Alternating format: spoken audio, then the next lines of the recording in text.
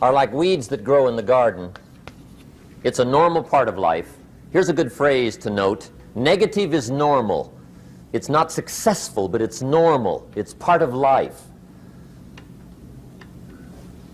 And here's the next key, in my opinion. You must learn to handle the negative. Don't ignore it. Handle it.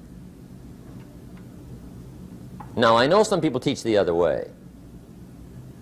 And listen to them, and listen to me, and then make up your own mind. Right? Don't be a follower. Be a student. But I say you got to handle the negative.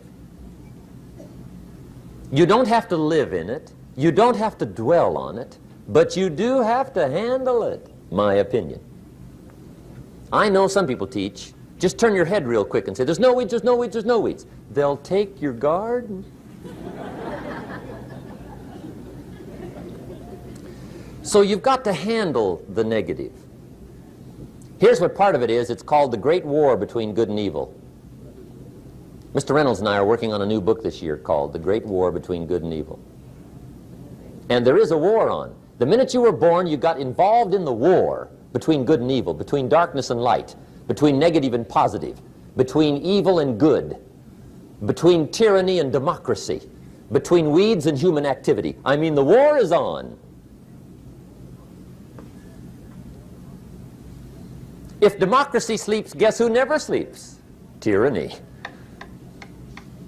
In the absence of light, guess what's automatic? Darkness. If good does not arouse itself and become active, guess what moves in? Evil. It's a war. A mental war, a physical war, a financial war, between enterprise and ease, between accomplishment and failure. It's a war. That's why there's an Old Testament phrase that gives the best advice for human activity when it says, 6 days labor, 1 day rest. Now, I'm sure we've taken that to mean, don't work all 7 days, take one off. Here's what it also means, only take one off. Or you're liable to lose the war. Now, we've got it down to 5 and 2, and maybe that's not too dangerous. I don't know. If God would have thought of 5 and 2, he might have made it 5 and 2. I don't know. You can't think of everything. But here's what it does mean. Enterprise is better than ease. If you rest too long, the jungle overtakes the village. Now, here's the good news about the war between good and evil. Evil is no match for good, but good must be active. Weeds are no match for human activity, but if you stand still, how far in will they come? All the way. They'll grow right up around your shoes. But if you get busy, how far back can you take them? As far as you wish. They're no match, but you must be active. That's why the 6 and 1. Make sure you're not losing the war by taking off too much. Guess what the average years are after retirement? 6. 6. Which means don't retire. Your chances are too slim. Okay. The war between good and evil, the weeds. You got to make sure you recognize the negative, handle it, deal with it, and then go on. Let's make a list of the diseases of attitude that can wreck all your chances to do well. One of the words that destroys everything is called neglect. Neglect. And I found this out. A week of neglect could cost you a year of repair. It isn't worth it. So what to be on the lookout for? Here's the list. If you were making it, you'd have the same list I've got. Right? We're not covering anything new tonight. This is a reminding session, not a teaching session. But it doesn't hurt to go over it again. Here's the list. Attitude diseases. Number 1 is indifference. The shrug of the shoulder. The guy's not even concerned. He's just drifting. This is called the mild approach to life. a disease known as mildness.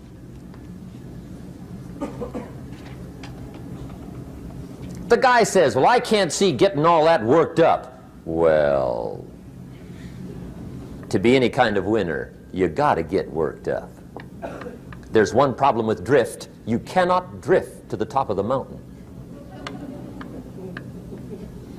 And the good Lord said in the closing chapters of the Bible, here's the best way to live, one way or the other. That's best. Hot or what's next best? Cold is next best to hot.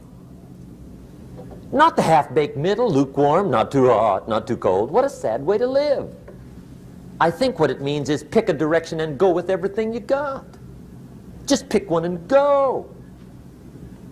Somebody says, yeah, but what if it's the wrong direction? You'll find out quicker. It won't take you 25 years to wake up and say, oh no, I've been walking the wrong road. I told my staff the other day, next best to prosperity is adversity. If one doesn't get you, pray for the other. We all do better from one of two reasons, inspiration or desperation. And I don't wish anything bad on you tonight, but if you're not inspired, I hope a wagon comes down your rut. Whatever it takes to get you to try harder, read more, set your goals, and go for it. Somebody asked me one time, what quality would I pick if I wanted to work with somebody? And you know what I picked first? Number one, strong feeling. Please, number one, give me somebody that feels strong. About most anything, I don't even care. Just so they believe it. Even if they disagree with me. Wonderful. Just so they disagree vigorously. I'm not saying it's easy to win those kind of people to your point of view, but I'd rather do that than to try to resurrect people from the dead. Pump them up every month, pump them up, pump them up. I pass. The good Lord needs a leader for the early Christians. Remember the early days of the Christians? Not like today. If you were to stand up in the early days and say, I'm a Christian, cut off your head, toss you and your wife in jail, let you rot. I mean, those were ugly days. Being a Christian back then was not called socially acceptable.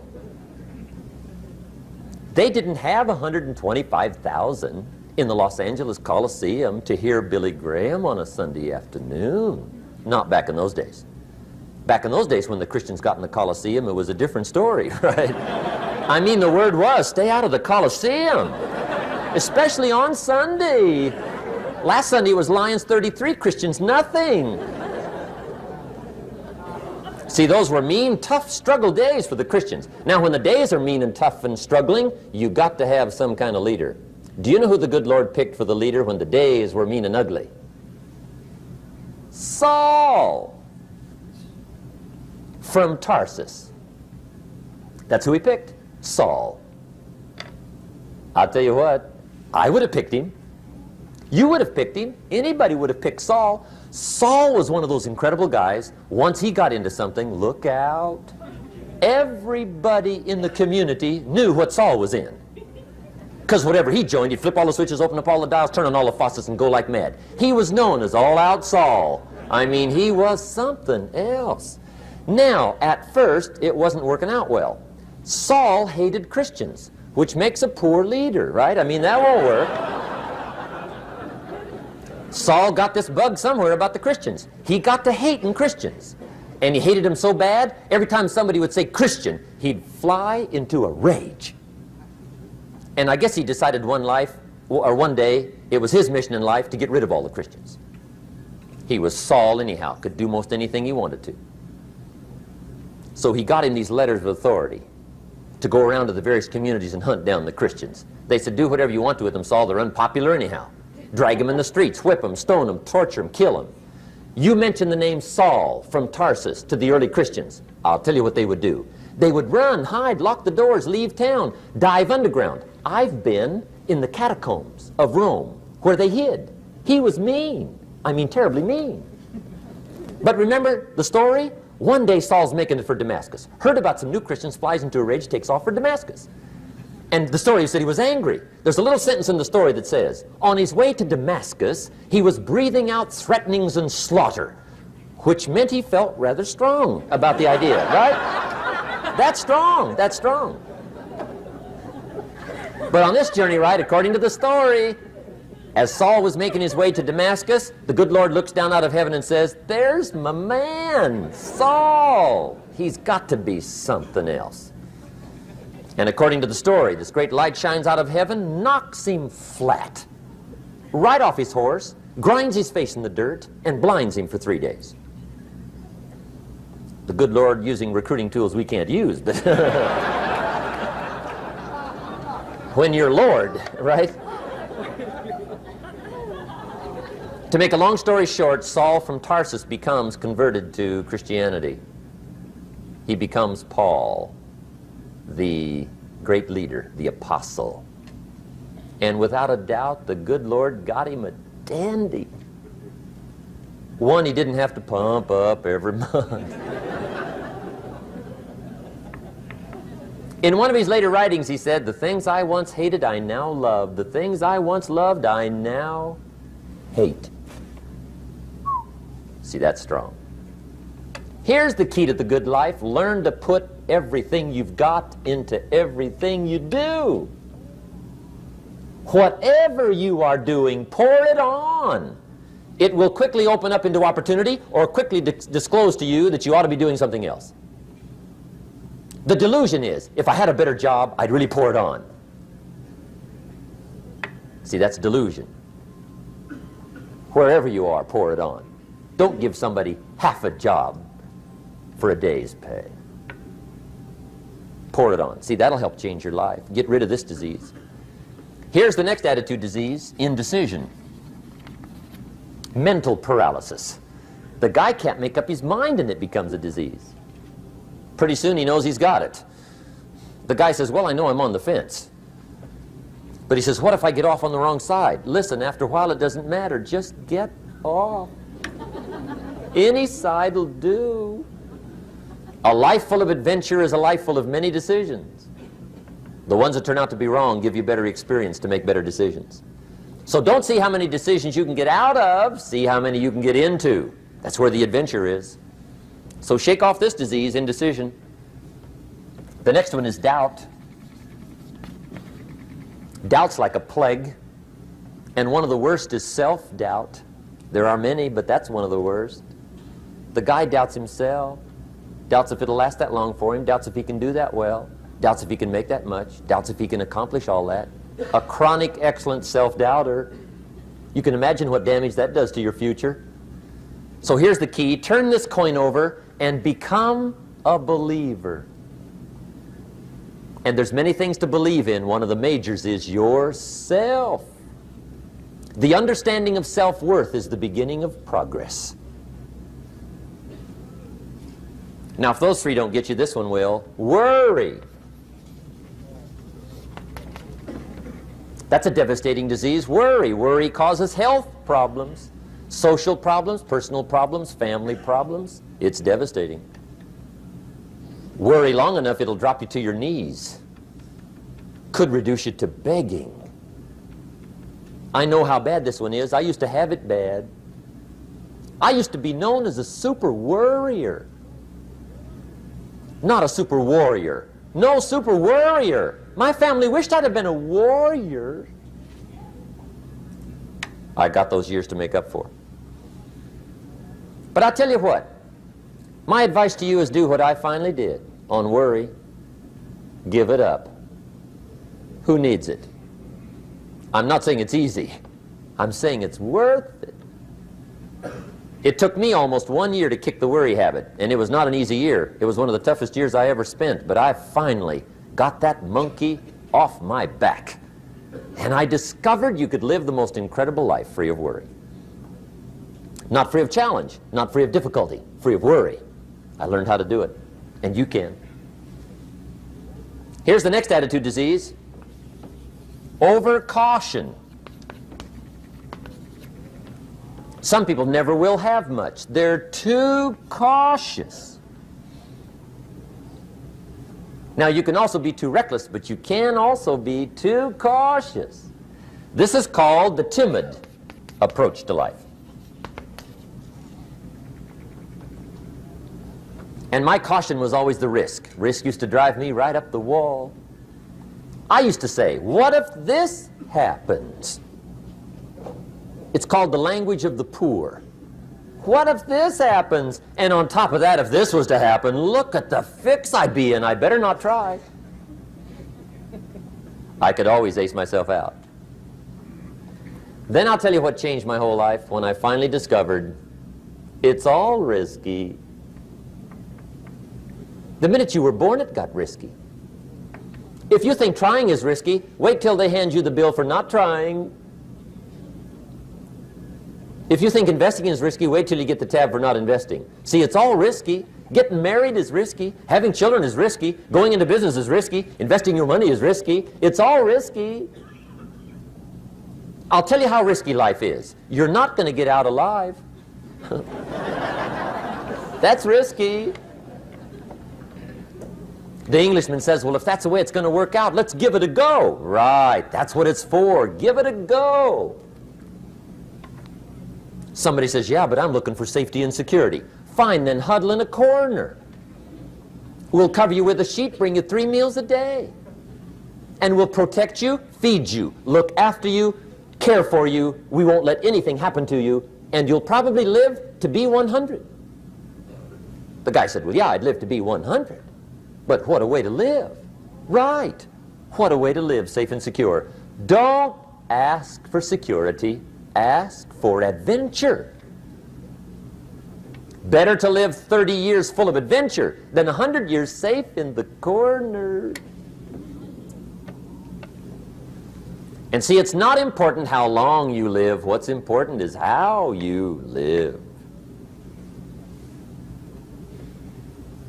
Here's the next attitude disease. We're almost through with this motley list. In fact, we're almost through. Hang on. The next one is pessimism. Pessimism, the deadly disease of always looking on the bad side, the problem side, the difficult side, checking all the reasons why it can't be done. The poor pessimist leads an ugly life. He doesn't try to figure out what's right. He tries to figure out what's wrong. He doesn't look for virtue. He looks for faults. And when he finds them, he's delighted. How ugly. This is the poor guy who looks through the window, doesn't see the sunset. He sees the specks on the window.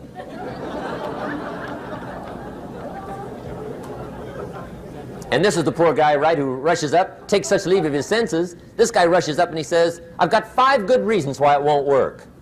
He's so dumb he doesn't know all he needs 1. He's got 5.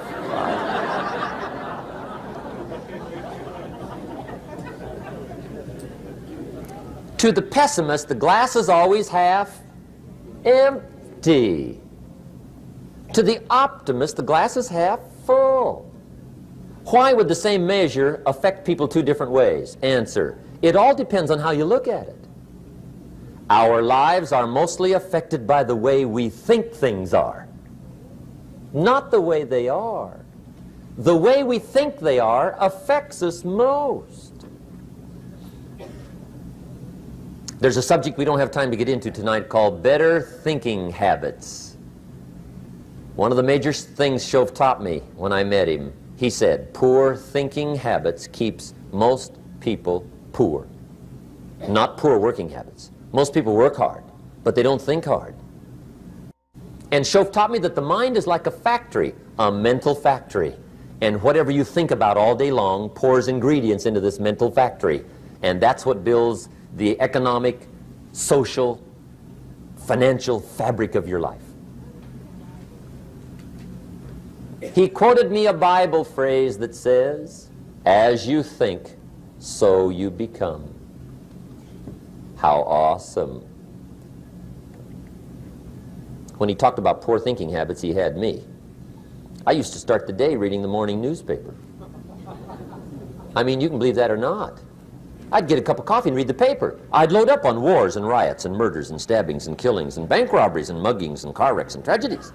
I'd even read the back pages. I seem to like that stuff for some weird reason. I'd load up on all that, and then I'd start the day. You can imagine the kind of days I used to have.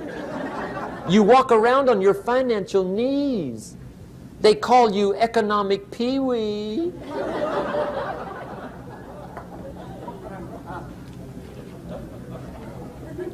The guy says, I want to be a great leader. Wonderful. The first thing we do is follow him to his house.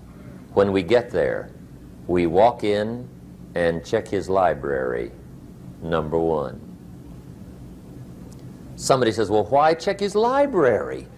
The reason is because what a man reads pours massive ingredients into his mental factory, and the fabric of his life is built from those ingredients.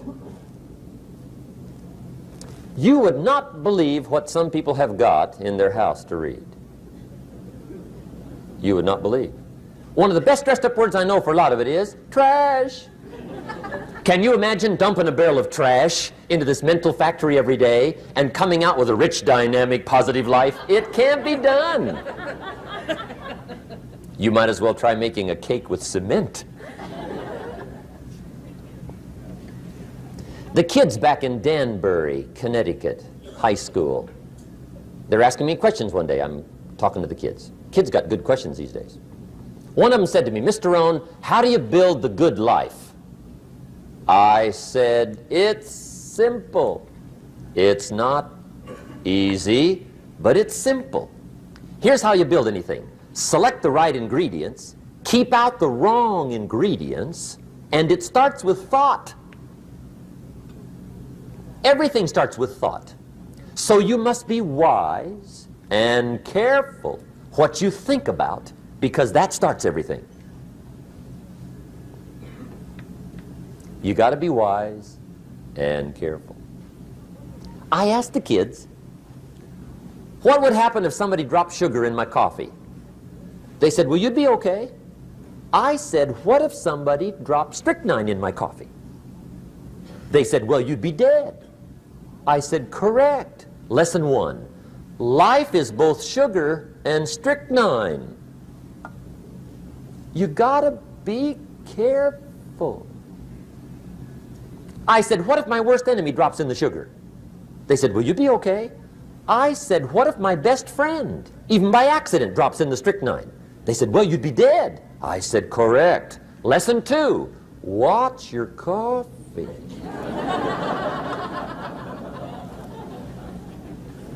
You got to be careful. See, it doesn't matter who hands you the bad stuff. It doesn't matter where you get the bad stuff. It'll still do its damage on your bank account, wherever you get it. Mr. Schoaf gave me one of the greatest phrases when I first met him when he said, Jim, every day stand guard at the door of your mind. How important. Stand guard at the door of your mind.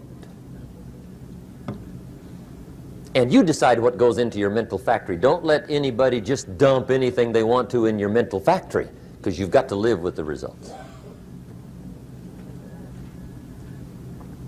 Okay, here's the last disease, and we're through with this list. In fact, we're almost through. Hang on. The last subject is very brief.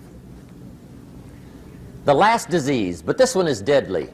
Engage in this one, indulge in it even slightly, and you might as well forget the future, because it's going to forget you. Complaining, crying, whining, griping, a Bible word called murmuring. See, that'll ace your future.